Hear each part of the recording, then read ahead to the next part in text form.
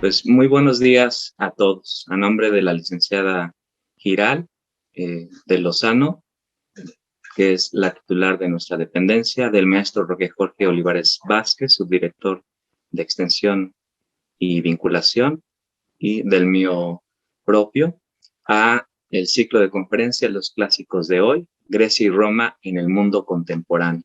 En esta ocasión, con la impartición de la conferencia La presencia de los mitos clásicos en los superhéroes norteamericanos, DC y Marvel Comics, a nombre del doctor Javier Espino Martín.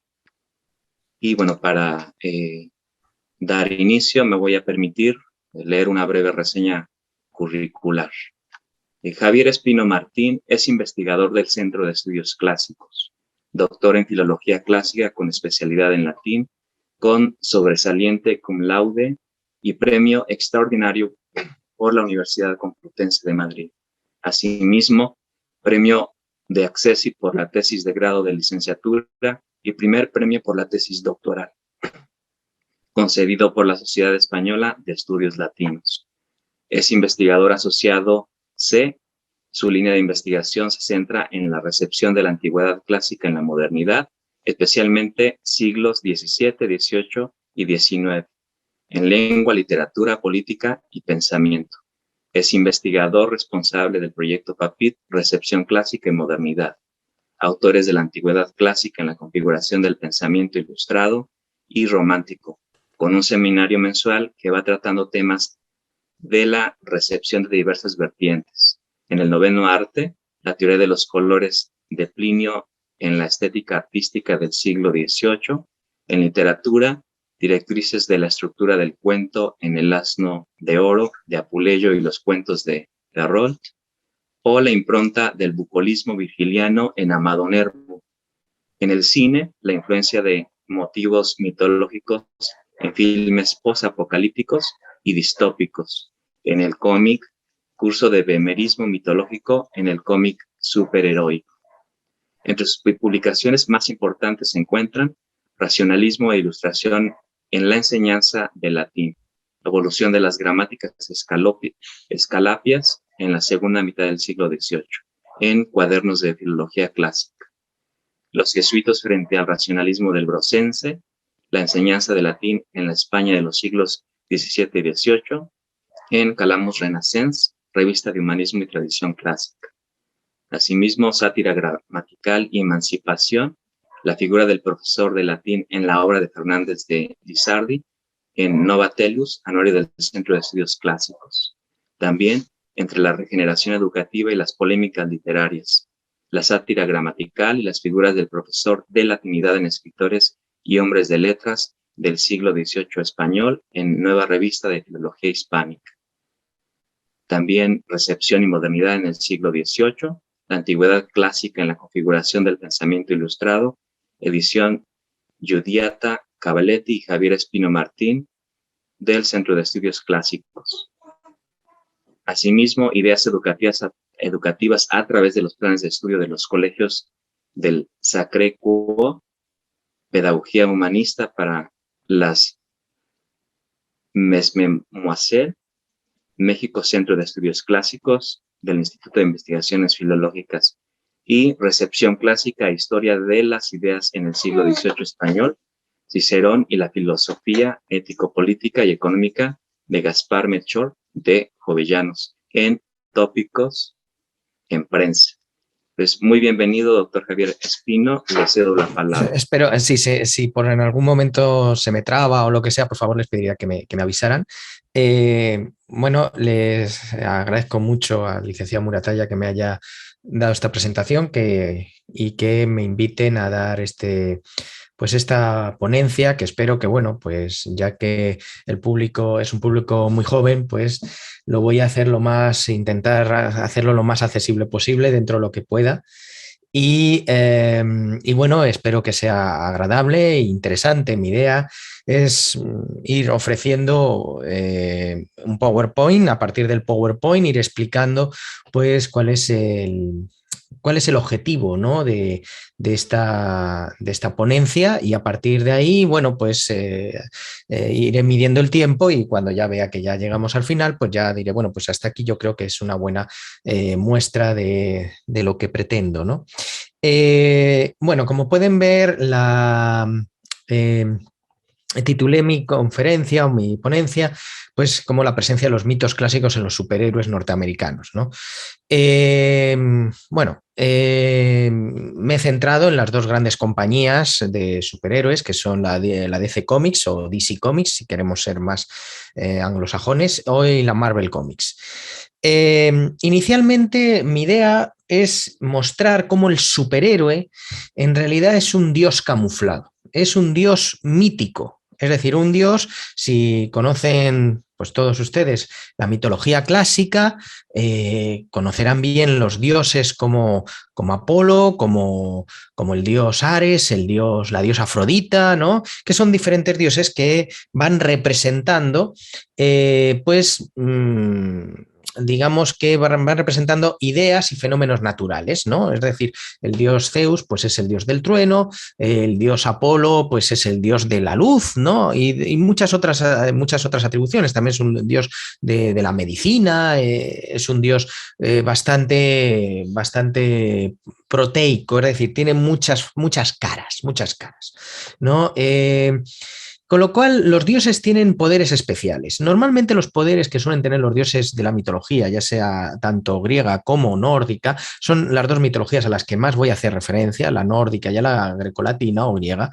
Normalmente esos poderes son, digamos, están digamos, en el dios, porque están representando, están humanizando un fenómeno natural, ¿no? O sea, el caso del trueno o de la tormenta, pues es humanizado en ese dios Zeus con unas características particulares, o en el dios Thor con otras características particulares, ¿no?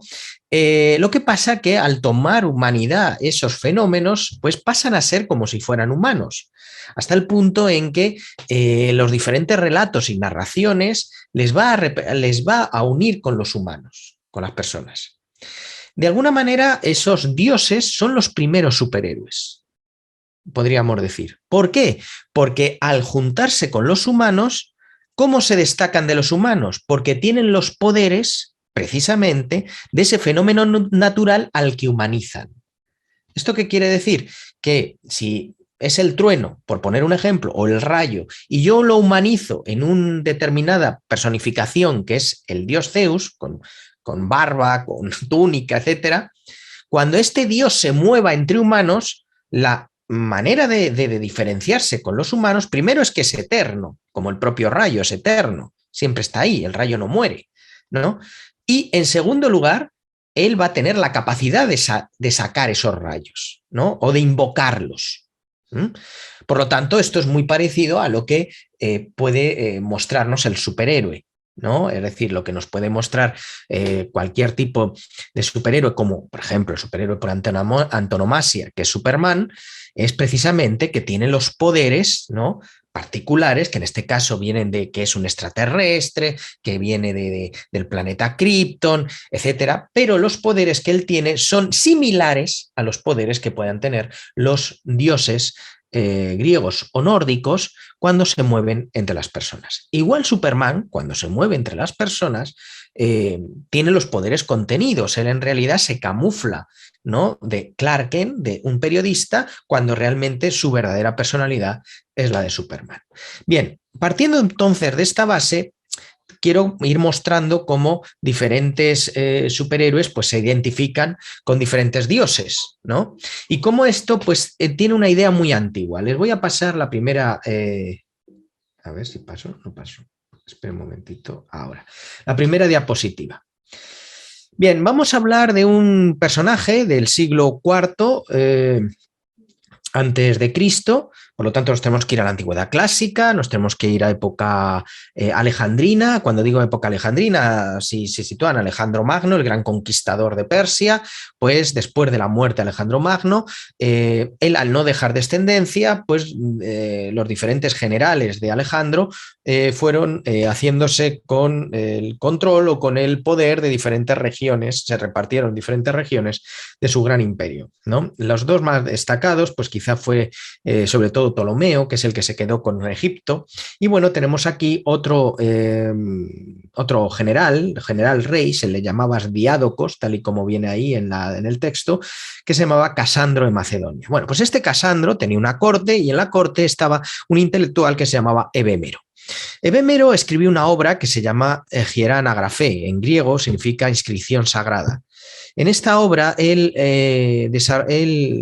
trata un relato, una narración en la que él de alguna manera se muestra como que va pues como viajero, ¿no? Va viajando, ¿no? por la zona del mar de Arabia, en lo que es cerca de toda la Arabia Saudita, ¿no? Y por ahí encuentra una isla que se llama Pangaya. En esa isla, todo esto ya les digo que es un relato imaginado, es un relato fantástico, pero en esta isla pues descubre un templo donde hay una estela. Si ustedes han visto pues, las películas que ya sé que han quedado un poco antiguas, pero bueno, siempre se repiten una y otra vez, las películas de Indiana Jones, donde aparece este arqueólogo que se va metiendo en los templos, ¿no? Y descubre, ¿no? En algún momento determinado una reliquia que le muestra que hace muchos siglos, ¿no? Pasó tal cosa, etcétera. Pues esto es un poco parecido, esto es como una especie de Indiana Jones primitivo, ¿no? O clásico, vamos a llamarlo mejor.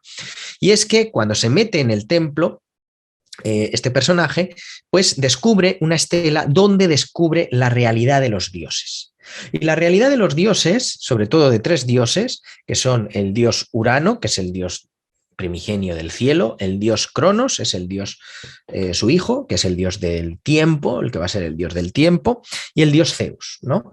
Estos tres dioses resulta que cuenta esa estela que descubre Evemero, que eran en realidad hombres. En realidad, el secreto de los dioses es que eran hombres. Eran hombres que por sus especiales características, porque eran reyes especialmente destacados o porque eran inventores de grandes hallazgos, pues se les divinizó. Y el pasado digamos que el paso del tiempo hizo que la gente y los pueblos se olvidaran de que eran antiguos hombres. Y los transformaron en dioses. Esta es una muestra, el evemerismo, esto dio paso a un pensamiento que es el evemerismo, esto muestra que lo que nos muestra es que la unión tan fuerte entre los dioses y los hombres. Los hombres, según Evemero, los dioses, según Evemero, eran antiguos hombres. Bien, quédense con esta idea, porque luego ya en el siglo, esta obra de Evemero no nos queda ningún tipo de resto, salvo referencias indirectas. Por ejemplo, aquí tenemos este texto de Diodoro Sículo, que es un historiador latino del siglo I, donde nos dice precisamente esto que les estoy contando, ¿no?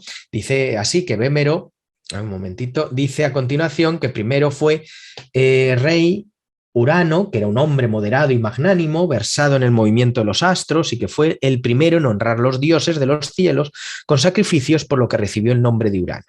Con su mujer Hestia tuvo dos hijos, Titán y Crono, y dos hijas, Rea y Deméter. Crono reinó después de Urano y casándose con Rea engendró a Zeus. Como pueden ver, en realidad lo que nos muestra Evemero es que estos dioses eran una antigua familia real que fueron teniendo su descendencia, ¿no? No le sigo leyendo para no alargar demasiado. Pasamos. En el siglo XIX, doy un salto increíble de siglos, desde el siglo IV al XIX, el evemerismo fue un pensamiento que tuvo mucho éxito, se extendió bastante, sobre todo los primeros cristianos lo aplicaron, y lo que me interesa no es explicar todo esto, porque entonces eso sería otra conferencia, pero sí dar el salto al siglo XIX, porque el evemerismo dio un giro muy interesante.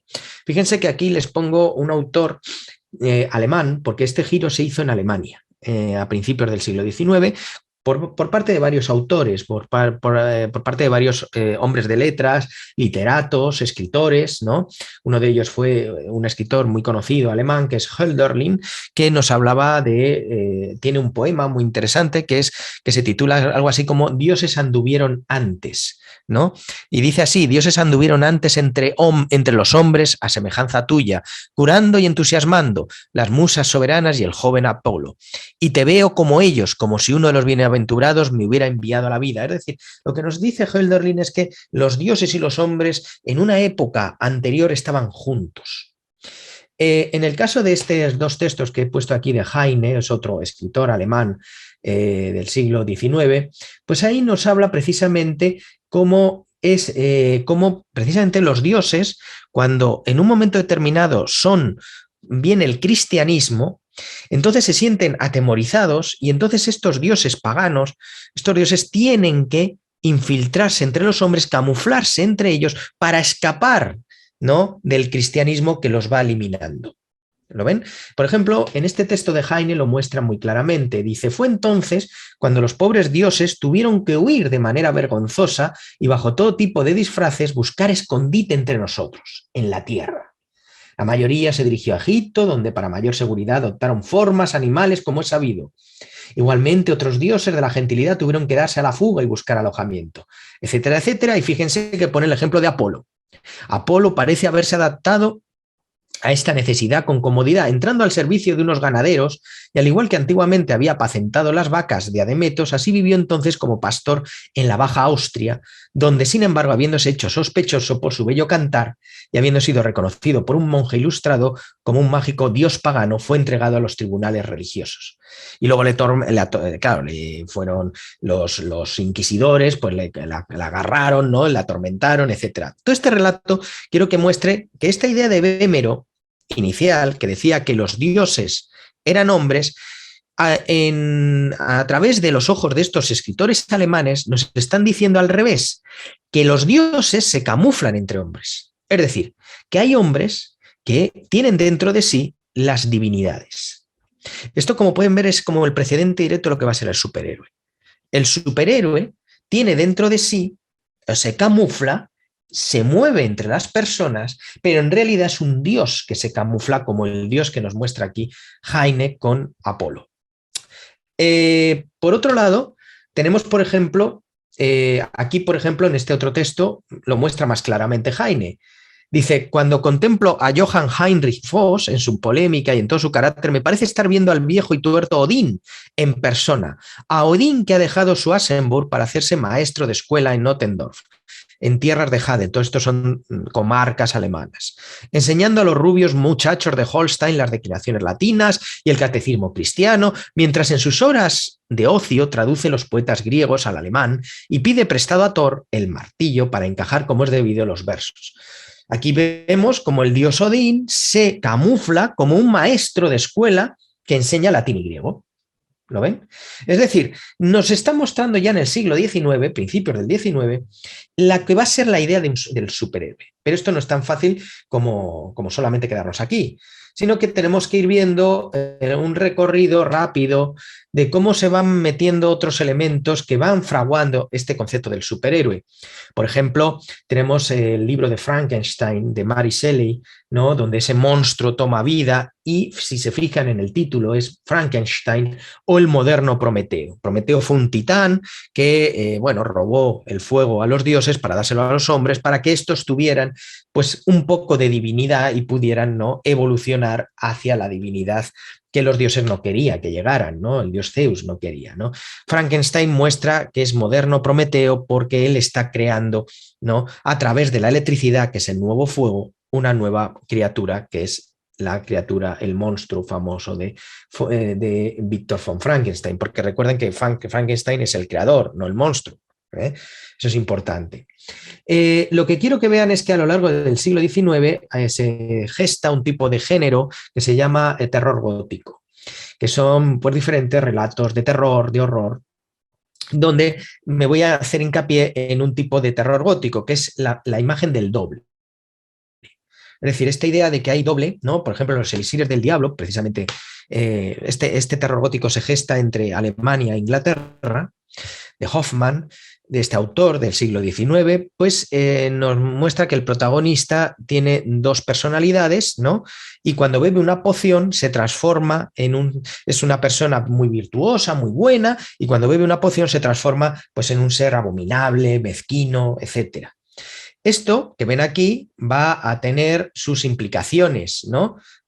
Por ejemplo, en el Frankenstein del moderno Prometeo, pues, por ejemplo, tenemos el caso de Henry Pym, ¿no? Que crea un moderno Prometeo, es decir, crea un monstruo de Frankenstein, que es Ultron. Este relato, que esto lo habrán visto todos ustedes en los Avengers, este relato, y también crea otro ser, ¿no? Que es Visión.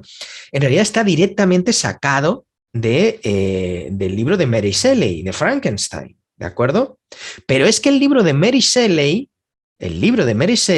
está a su vez sacado de un relato de Ovidio, de este poeta latino del siglo I, del 1 antes de Cristo al 1 después de Cristo, vivió en esa franja de años, que escribe una maravillosa obra que se llama La Metamorfosis, donde nos va mostrando cómo los dioses, ¿no? Y cómo semidioses se van transformando junto con los hombres. De alguna manera muestra mucho esta idea de bemerismo que les estoy diciendo, ¿no? Que los dioses se mueven entre hombres, ¿no?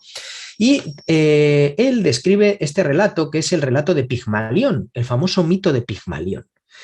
Y dice así, Pigmalión, bueno, antes de leerles un poco Pigmalión, les comento que Pigmalión era un rey que quería, bueno, casarse, pero quería casarse con una condición, con una mujer que sea perfecta.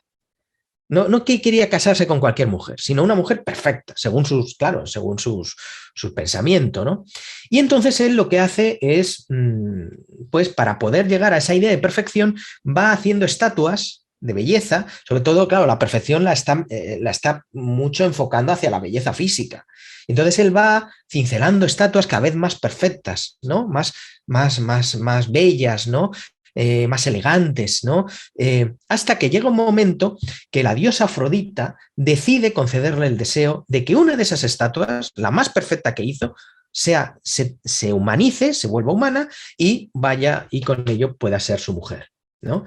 Ese mito de Pigmalión en realidad es en lo que se basa en parte Frankenstein, aunque lo que hace Shelley es darle la vuelta. En vez de ser un ser perfecto el que crea Frankenstein, en realidad lo que le sale es un monstruo imperfecto.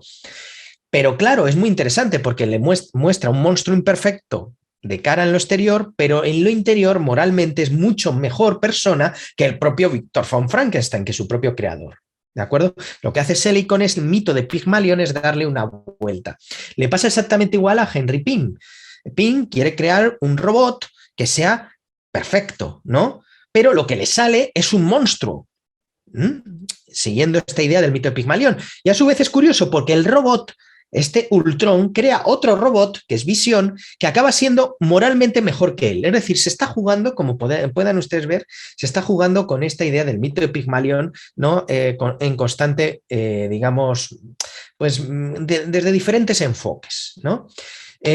Bueno, lo que dice ahí es Pigmalión se dirigió a la estatua y al tocarla le pareció que estaba caliente, que el marfil se ablandaba y que deponiendo su dureza cedía los dedos suavemente como la cera del monte Inmeto, se ablanda a los rayos del sol y se deja manejar con los dedos tomando varias figuras y haciéndose más dócil y blanda con el manejo.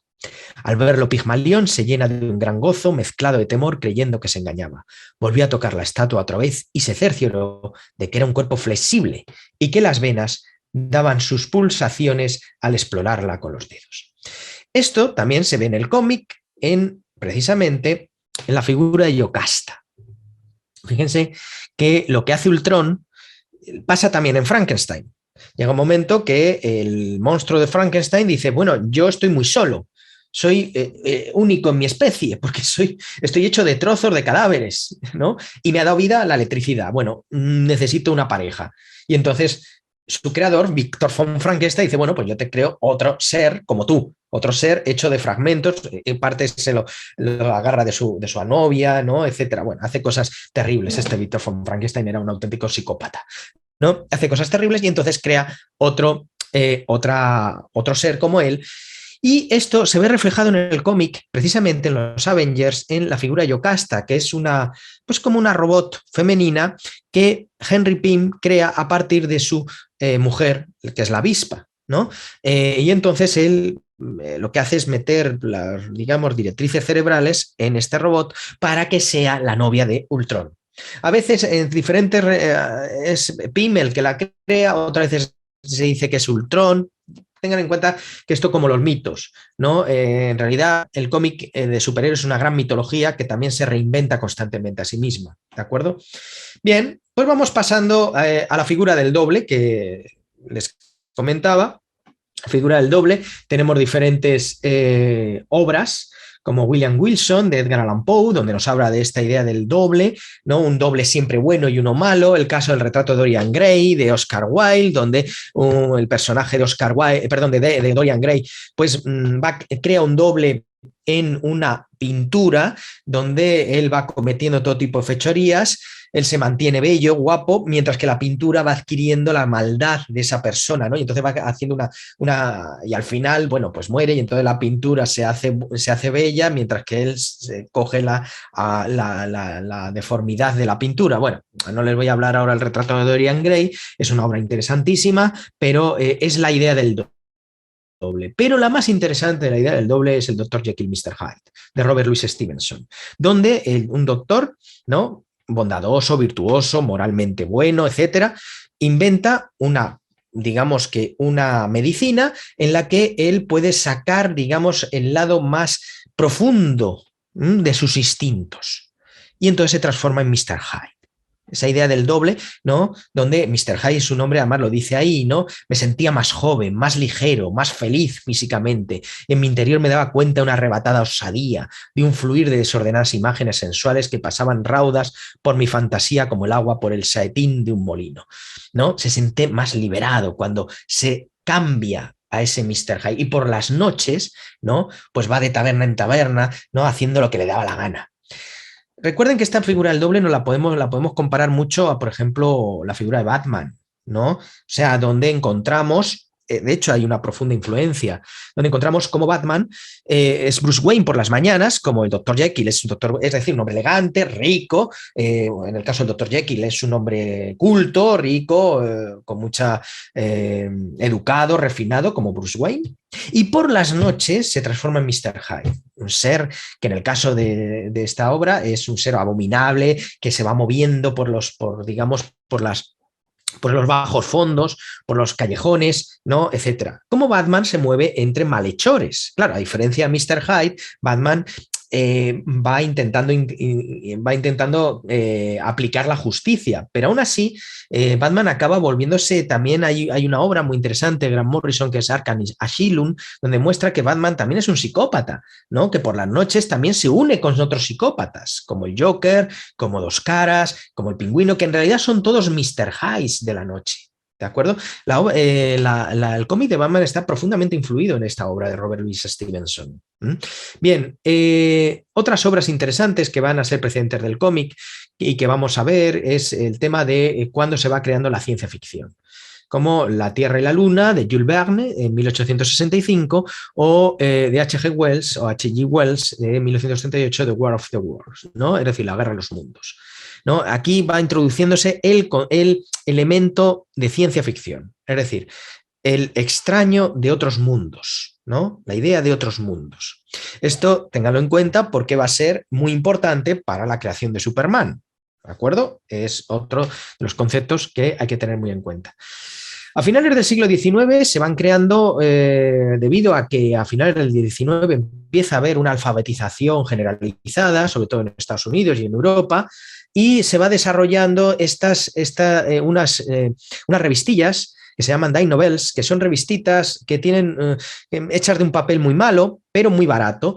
Eso es paralelo a que cada vez hay una clase media cada vez más generalizada que puede permitirse comprar estas cosas y a la vez empieza a haber más ocio porque ya las horas de trabajo ya empiezan a ser menos, ya no son 12 horas al día, ya empiezan a ser las 8 horas que van a ser reglamentarias. Y entonces tienen tiempo para leer, tienen tiempo pues entre la alfabetización, tener más dinero y tener más horas, pueden leer. Y se puede leer, ¿y qué leen? Este tipo de revistitas. ¿Y estas revistas que muestran? Pues sobre todo historias de detectives, historias de aventureros, historias del western, ¿no? Del oeste, historias sobre todo que de alguna manera evaden la mente. Pues igual que la televisión hoy en día, igual que Netflix o igual que Amazon, es exactamente lo mismo, pero en formato de revistita y de lectura, ¿no? Es decir, para evadir de las horas de trabajo, te evades leyendo estas cosas, ¿no? Y esto se los cuento porque estas revistas van a ser el precedente y van a desarrollar lo que va a ser las denominadas revistas pulp. Las revistas pulp se llama pulp por la pulpa, porque están hechas de una pulpa, el papel está hecho de la pulpa, de una vez que machacas tú varios papeles, ¿no? Creas un papel, pero de muy baja calidad, ¿no? Claro, el hecho de que sea baja calidad hace que lo puedas vender fácilmente, ¿no? Y estas revistas van a ser un boom, o sea, van a tener un éxito que se van a vender en millones de ejemplares, millones. Es decir, estos son las alternativas del hoy Netflix, del hoy Amazon, etc. Es más, les voy a decir algo. Casi todos los argumentos del cine, de la televisión, del propio cómic y de la literatura, digamos, de esta literatura, digamos, de masas, ¿no? Esta literatura de entretenimiento, provienen de aquí. Provienen de esta literatura pulp, de todas estas revistas pulp, donde era una cantidad increíble de relatos. Y se especializaban. Estaban los relatos de detectives, estaban los relatos de románticos, estaban los relatos de western, estaban los relatos de, por ejemplo, aquí tenemos el de western, ¿no? El zorro. ¿Y por qué les muestro el zorro? Hombre, pues porque el zorro, si se dan cuenta, empieza ya a mostrarnos esa doble identidad de un hombre que por las mañanas era una especie de aristócrata y por las noches se disfrazaba y se ponía un antifaz. Igual que este relato de este enmascarado del oeste que tienen ahí en esta portada pulp, ¿no? Que costaba 10 centavos. O sea, se veía lo barato que era. Bien, esto dio pie a estos dos personajes muy interesantes ya en la década de los 30. Piensen que la literatura pulp viene de finales del 19 hasta 1900, hasta la Segunda Guerra Mundial aproximadamente. The Shadow es la sombra que, bueno, se camufla con este sombrero, se camufla y va por las noches impartiendo justicia. Muy parecido a lo que hace Batman, ¿de acuerdo? O Doc Savage, que es un doctor que es súper fuerte, que es súper inteligente, que es muy habilidoso, ¿no? Y que, bueno, pues también es un aventurero que nos recuerda mucho, pues, al mismo Superman. De hecho, hay un momento que a Doc Savage se le llama Superman, ¿de acuerdo? The Spider también es otro personaje que tiene que camuflarse y se deforma como Mr. Hyde, se deforma por las noches, ¿no? Y lo que hace es, pues, como hace también The Shadow y como hace Batman, ¿no? Pues lucha contra los delincuentes, etcétera. Bien, como pueden ver aquí, Fantomas es otra de estos personajes. También hay que ver el villano, la figura del villano, que es el villano este de guante blanco que va a robar y que tiene que camuflarse, que tiene que disfrazarse, ¿de acuerdo? Eso combínenlo con las también revistas pues de extraterrestres, de ciencia ficción, etcétera, ¿no? Y vamos viendo cómo los dibujos, si se dan cuenta, los dibujos van teniendo mucha importancia, ¿no? El colorido, el dibujo, es muy interesante. Incluso dentro, ya empieza a haber dibujos dentro unidos con el texto. Y esto va a ser el precedente, como pueden ver, también hay de romance pulp. Este romance pulp lo vamos a encontrar en el propio Superman, donde va a haber colecciones de Lois Lane, la novia de Superman, ¿no? Y entonces van mostrando, pues, los momentos en que Lois Lane siempre está buscando que Superman, pues, se case con ella, ¿no? Y Superman siempre se salva, ¿no? Por decirlo así, ¿no? Como si fuera un villano del que hay que escapar. Bueno, estos son diferentes Weird Tales, es muy importante esta obra porque Weird Tales es precisamente una revista que es de relatos de ciencia, de terror más bien, ¿no? o de alguna manera de relatos, ¿cómo diría? Siniestros, ¿no? Donde ahí empiezan a escribir Robert E. Howard y el creador de Conan y Howard Phillips Lovecraft, ¿no? El famoso creador de grandes mitos, ¿no? De terror. Y esto nos lleva a Superman Action Comics. Si se dan cuenta, Superman es una mezcla de todas estas cosas que les estoy comentando. Superman conjuga varias cosas. El doble. Es Clark Kent, vamos a decirlo, cuando no es Superman, y es Superman cuando no es Clark Kent, ¿no? Él se camufla de Clark Kent. Cuidado, esto es importante. No es que Clark Kent se disfrace de Superman, es que Superman se disfraza de Clark Kent. Cuidado con eso, porque normalmente lo que nos muestran es al revés, como si Clark Kent, y les voy a decir, el ebemerismo, si yo me tomara el ebemerismo según Ebemero, en realidad Superman es Clark Kent, es decir, el dios es un hombre. ¿Lo ven? Pero si yo me tomo el ebemerismo romántico este de Heine y demás, en realidad es que Clark Kent es el dios que se camufla de periodista. Y esto tiene que ver con la idea del doble que hemos visto en Robert Louis Stevenson, en Edgar Allan Poe y en todos ellos. Como pueden ver, se plasma en esto. Pero también se plasma en esto el pulp, ¿no? La revista Pulp, ¿no? Con esas imágenes, esas portadas tan pintorescas, aparece reflejada en el cómic. Y si se dan cuenta, en realidad el comic book lo que acaba siendo es una serie de portadas pulp serializadas, es decir, una detrás de la otra, y creando una historia. Esto es la gran invención de Jerry Siegel y Joe Shuster, ¿no? En 1938, el primer superhéroe moderno, que además está reflejando el dios mitológico. Por un lado, Superman, les pongo la portada de un curso que di yo y voy a aprovechar y ya me hago publicidad a mí mismo. Aquí está la portada en el que nos vemos que Superman lanza rayos, es como que es un dios del trueno, un dios del rayo como el dios Zeus, tiene los poderes de un dios Zeus. Pero es que además Superman está muy relacionado con lo que se dio mucho durante ese periodo de 1938, que tenía mucha importancia en esa época, que era el circo. Y en concreto los forzudos del circo. Estos señores como el que ven ustedes ahí en esa carátula, donde ellos pues tenían que alzar, ¿no? Unas pesas increíbles, unas pesas increíbles, ¿no? Ese tipo de forzudos fueron muy, muy exitosos en esa época. Esos forzudos se identificaban mucho con el dios Hércules o el semidios Hércules, ¿no? Que tenía mucha fuerza, como Superman, que tiene mucha fuerza, es decir, tiene las características propias de este dios Hércules. Pero es que Superman es un dios solar. Él recibe sus poderes del sol. Y los dioses solares están ya en la mitología tanto griega como nórdica, como egipcia, como cualquiera. Un dios muy representante de eso, de solar, es el dios Apolo, que es un dios del sol, de la luz. Pues igual que Superman, gracias a esa luz, se revitaliza, ¿no?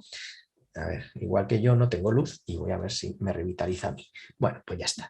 Y luego tenemos que, además, piensen una cosa, Jerry Siegel y Joe Shuster eran judíos, que tenían una educación judía muy importante y por lo tanto también en Superman hay esa idea de apoyar al prójimo, ¿no? Esa idea un poco de también violenta de alguna manera vengarse de los que le habían hecho algún tipo pues le habían cometido alguna fechoría, ya sea él, a Lois Lane, etcétera, pues como el mismísimo Dios Yahvé. Es decir, en Superman se van aglutinando todos estos elementos que yo les estoy comentando, ¿no?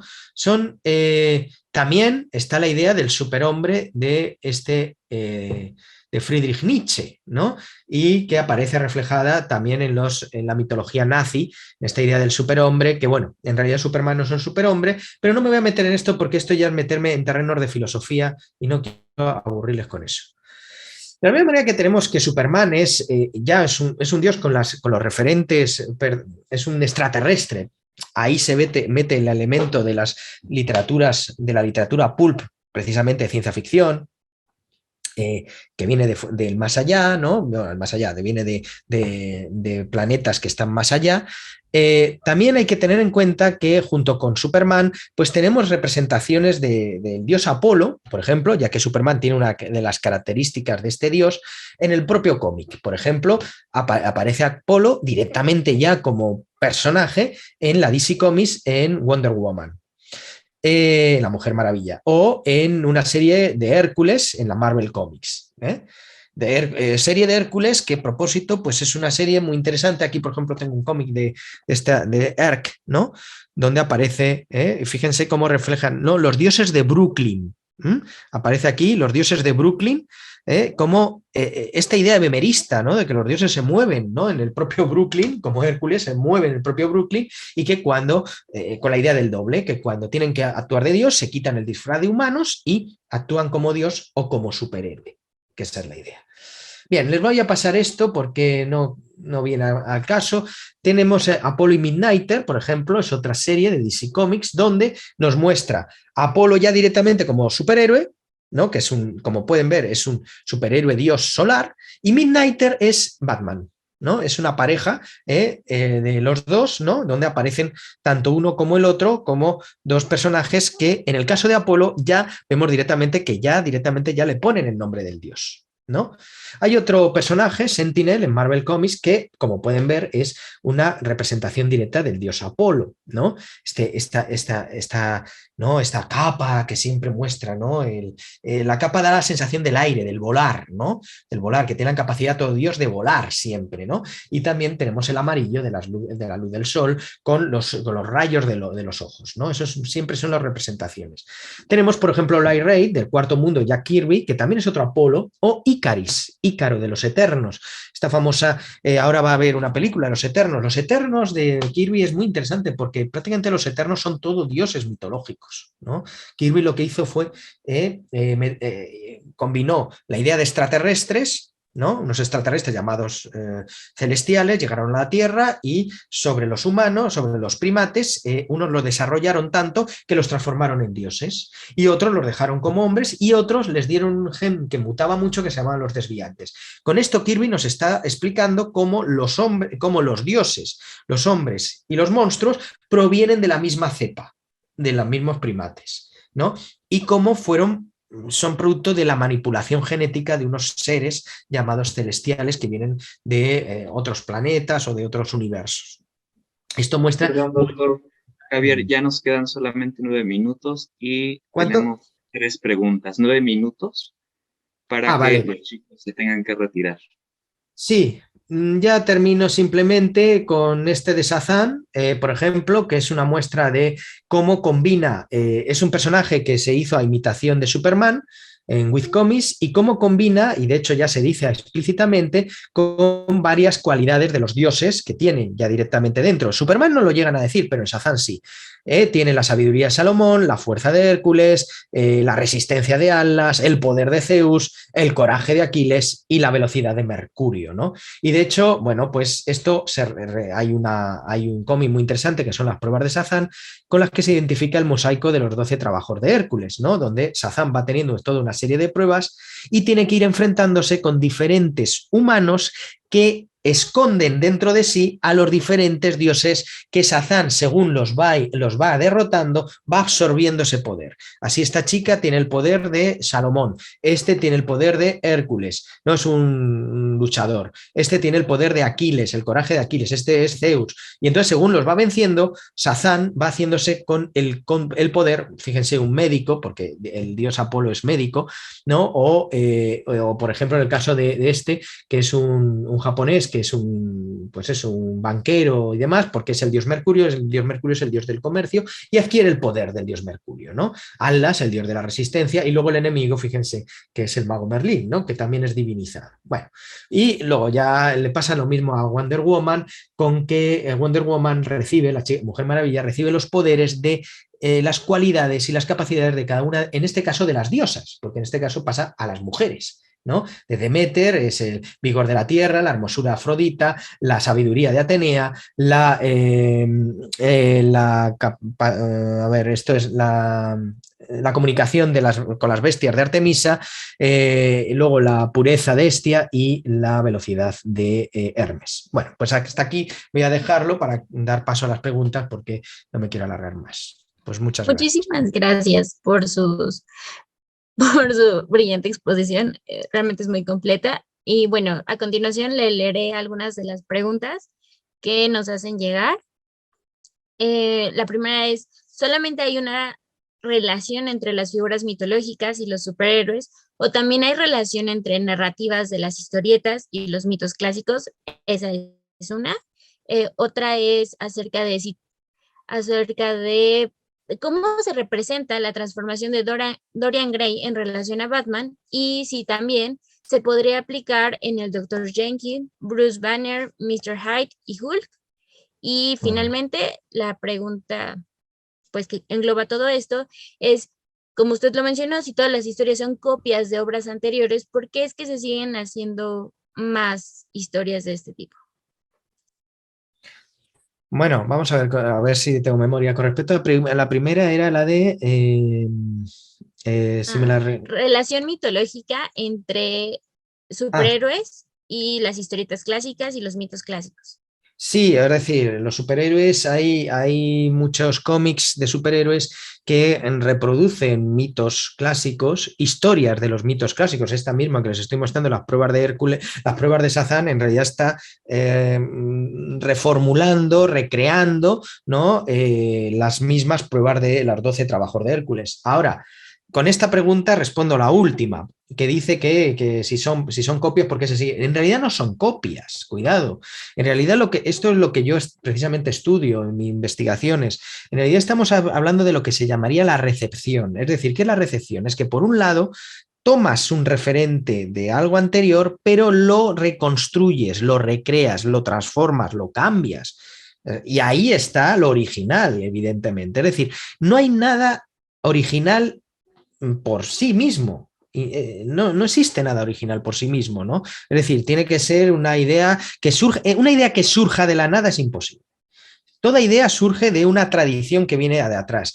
Pero cuidado, hay una diferencia entre lo que es una tradición imitativa, es decir, simplemente me limito a imitar lo que ha dicho tal señor, a una recepción.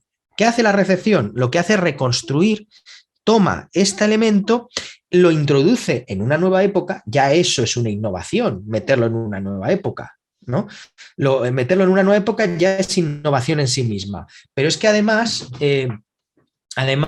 creo una historia sobre eso, ¿no? Creo una historia. A ver si, esperen un momento, que es que no tengo mucha luz ahora. Ahí.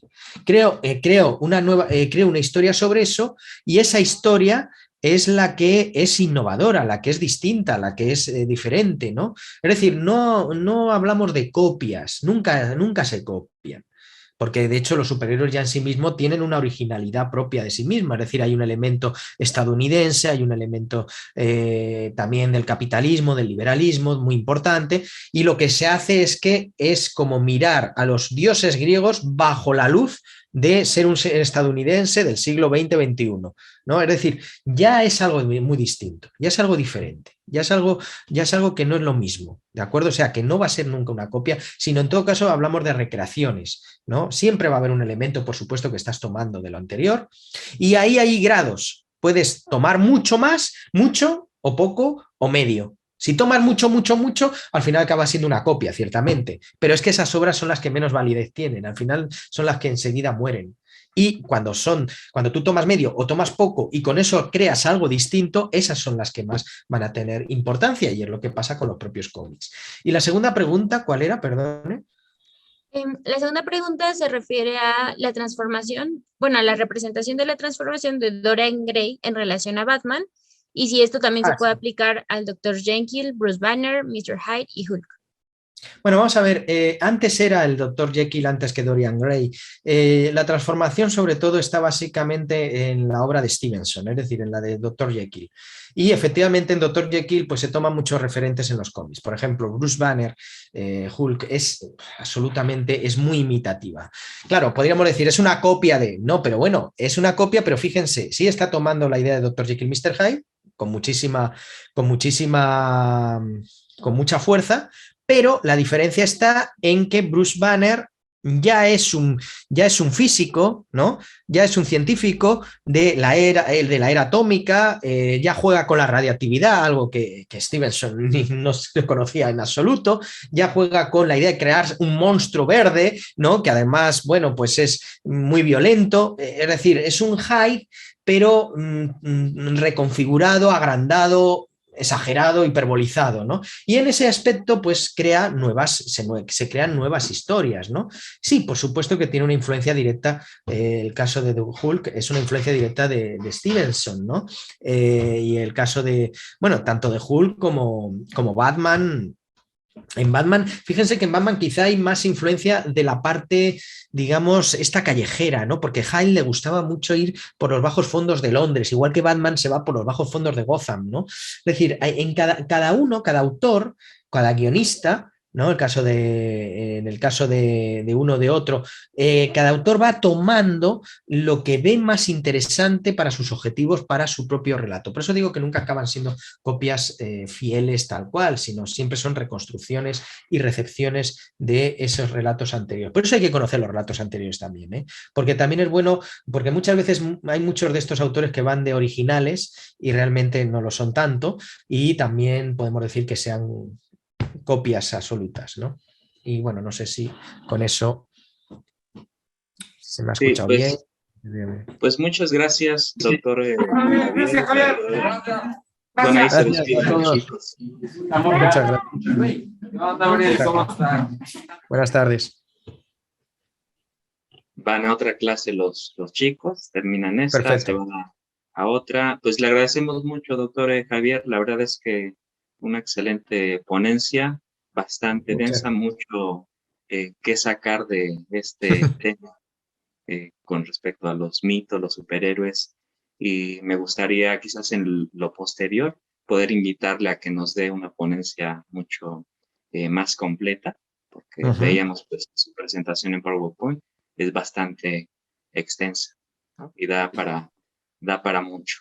Pues le Sí, agradecemos bastante y en lo subsecuente le estaremos en breve enviando su constancia de participación. Profesora Abril, le agradezco mucho la entusiasta participación en estas sesiones y por favor despídanos de sus profesores y alumnos. Pues que tengan un excelente día. Nos vemos en la próxima presentación. muchas gracias y espero que si me vuelven a invitar, yo encantado, porque este tema da para mucho, como pueden ver. Claro que sí. Con gusto, doctor. Ya le estaremos haciendo llegar la invitación. Nos quedamos picados creo que con el tema. Pues muchas gracias a todos.